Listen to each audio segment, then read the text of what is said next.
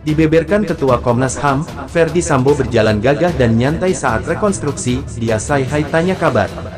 Namun sebelum kita lanjut, mohon luangkan jari Anda untuk menekan tombol like, komen, dan subscribe, agar kami makin bersemangat berikan kalian berita menarik setiap harinya. Jakarta, Ferdy Sambo disebut Ketua Komnas HAM, Ahmad Taufan Damanik sebagai sosok bukan orang sembarangan, pasalnya ada gelagat suami dari Putri Chandrawati yang disorotinya dalam rekonstruksi pembunuhan Brigadir J, apa yang dimaksud? Dibeberkan Ketua Komnas HAM, Ferdy Sambo berjalan gagah dan nyantai saat rekonstruksi, dia say hai tanya kabar. Ahmad Taufan Damanik selaku Ketua Komnas HAM mengungkapkan bahwa Ferdy Sambo yang terlibat sebagai dalam pembunuhan Brigadir J bukan orang sembarangan, meskipun Sambo sudah memakai baju oranye. Dia meminta agar semua pihak tetap waspada. Tapi orang sekarang ini udah yakin banget tuh bahwa Sambo ini akan. Saya selalu mengatakan, hati-hati. Sambo ini bukan orang sembarangan. Puluhan tahun jadi reserse, ungkap Taufan dikutip dari Viva. Dia bahkan menyebut suami dari Putri Chandrawati ini adalah bos mafia yang memiliki 1000 cara untuk mencari jalan keluar. Sehingga tahu dia caranya mencari jalan keluar, sebagai bos mafia dia tahu, sambungnya. Dilansir dari Viva, Ketua Komnas HAM Ahmad Taufan Damanik membagikan pengalamannya saat memeriksa Ferdy Sambo dalam dugaan pelanggaran HAM. Menurutnya, Sambo terlihat tenang dan masih sempat melemparkan senyuman. Waktu saya tanyain segala macam, ada saat dia nangis, ada saat dia senyum seperti kira-kira bahasa isyaratnya, lu gak tahu siapa gua kali ya? Senyum dia, kata Taufan. Tak hanya itu, Taufan juga mengungkapkan bahwa Ferdy Sambo tidak terlihat takut atau khawatir saat menjalani rekonstruksi kasus pembunuhan Brigadir J. Rekonstruksi nyantai aja, jalan dengan gagahnya ketemu saya, hai pak, kan dia sering ke Komnas HAM dulu komunikasi, hai pak, apa kabar?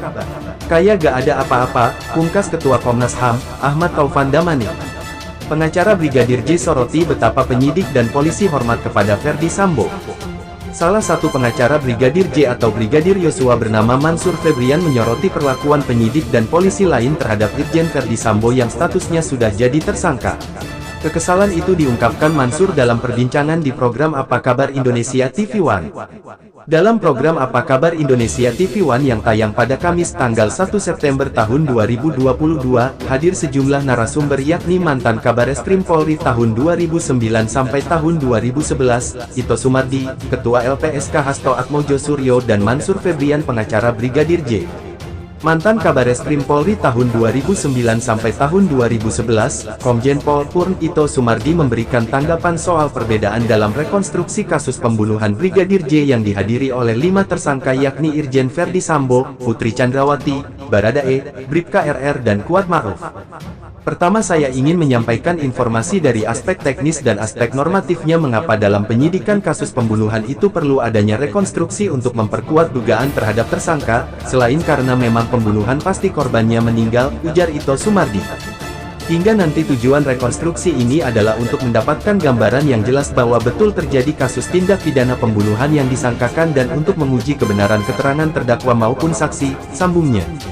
Dia lalu menjelaskan terkait adanya perubahan BAP dalam rekonstruksi pembunuhan Brigadir J yang digelar pada Selasa tanggal 30 Agustus tahun 2022. Memang sebagaimana disebutkan Pak Hasto bahwa dalam pasal 66 KUHP, terdakwa itu tidak dibebani kewajiban pembuktian, yang harus dibebani adalah penuntut umum dan juga penyidik berkewajiban mengumpulkan bukti-bukti guna membuktikan kesalahan daripada tersangka. Di sini kalau ada perubahan sepanjang tidak pada materi pokok yaitu pembunuhan perencanaan, itu tentunya tidak ada masalah karena ini waktunya sudah lama bisa saja orang lupa, kata Ito. Kedua, mungkin ada kendala psikologi. Kenapa? Karena ini pelakunya semua orang dalam, atau dalam grup beda. Kalau kejadiannya itu melibatkan orang yang tidak mempunyai hubungan emosional, disinilah dibutuhkan LPSK, sambungnya. Pengacara Brigadir J Mansur Febrian yang juga hadir menjadi narasumber dalam program Apa Kabar Indonesia TV One mempertanyakan soal rekonstruksi pembunuhan Brigadir J yang masih mengarah kepada tuduhan pelecehan seksual. Pertanyaannya, kemarin itu BAP yang digunakan untuk rekonstruksi itu milik siapa? Dari kelima tersangka ini BAP siapa yang digunakan? Awalnya Baradae berbohong karena diiming-imingi sejumlah uang, kedua dijanjikan SP3, pungkas Mansur Febrian. Mansur Febrian juga menyoroti perlakuan terhadap Ferdy Sambo yang sudah berstatus tersangka. Kalau kita lihat sepintas di media, begitu hormatnya penyidik dan polisi yang lain kepada yang sudah pakai baju oranye Ferdy Sambo yang sudah dipecat loh itu. Lanjutnya, host menekankan sesuai pernyataan Ito Sumardi bahwa adanya faktor psikologis yang mempengaruhi para penyidik yang memiliki pangkat lebih rendah dibanding tersangka.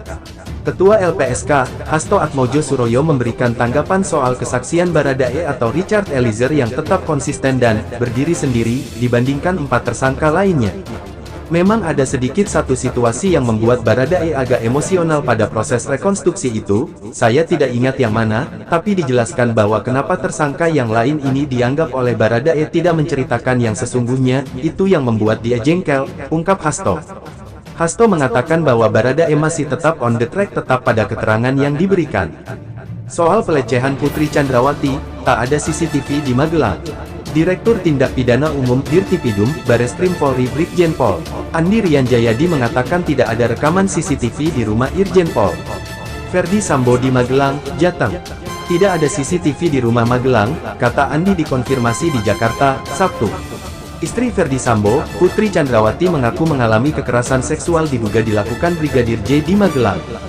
Sebelumnya Putri Chandrawati melaporkan dugaan pelecehan seksual ke Polres Metro Jakarta Selatan, pada Jumat tanggal 8 Juli, dengan tempat kejadian perkara di Kompleks Polri Duren 3, terlapor Brigadir Nofriansyah Yosua Huta Barat atau Brigadir J. Namun, pada tanggal 12 Agustus tahun 2022, laporan tersebut telah dihentikan atau SP3 karena penyidik tidak menemukan peristiwa pidananya, dan laporan tersebut terindikasi sebagai upaya untuk menghalangi penyidikan, obstruction of justice. Kemudian, pada tanggal 26 Agustus tahun 2022, kuasa hukum keluarga Brigadir J, Kamarudin Simanjuntak melaporkan Putri Chandrawati dan suaminya Ferdy Sambo terkait fitnah ancaman pembunuhan dan dugaan pelecehan seksual. Dihubungi terpisah, pengacara Putri Chandrawati, Arman Hanis, mengatakan pihaknya akan membuktikan di pengadilan kliennya tidak berbohong terkait dugaan pelecehan tersebut. Nanti di pengadilan semua akan kami buktikan, ucap Arman. Namun, salah satu rekomendasi hasil penyelidikan yang dilakukan oleh Komnas HAM terkait kasus pembunuhan Brigadir J, disebutkan adanya dugaan kuat terjadi peristiwa kekerasan seksual yang dilakukan Brigadir J kepada Putri Chandrawati di Magelang pada tanggal 7 Juli tahun 2022. Menanggapi rekomendasi Komnas HAM tersebut, Kabareskrim Polri Komjen Pol Agus Andrianto mengatakan bahwa Polri akan mendalaminya. Rekomendasi Komnas HAM dan Komnas PA akan ditindaklanjuti sebagaimana arahan Irwasum selaku Ketua Tim Sus dan apapun hasil pendalaman akan didasari fakta dan alat bukti yang ada, kata Agus, Kamis tanggal 1 September. Putri Chandrawati ditetapkan sebagai tersangka kelima dalam kasus pembunuhan berencana Brigadir J. Ia bersama suaminya Irjen Pol Ferdy Sambo, Barada Richard Eliezer, Rifka Riki Rizal dan Kuat Ma'ruf disangkakan dengan pasal 340 KUHP subsidiar pasal 338 junto pasal 55 dan pasal 56 KUHP ancaman maksimal hukuman mati, atau pidana penjara seumur hidup atau selama-lamanya 20 tahun. Mungkin itu saja yang dapat kami sampaikan, bila ada kata yang kurang berkenan kami mohon maaf yang sebesar-besarnya.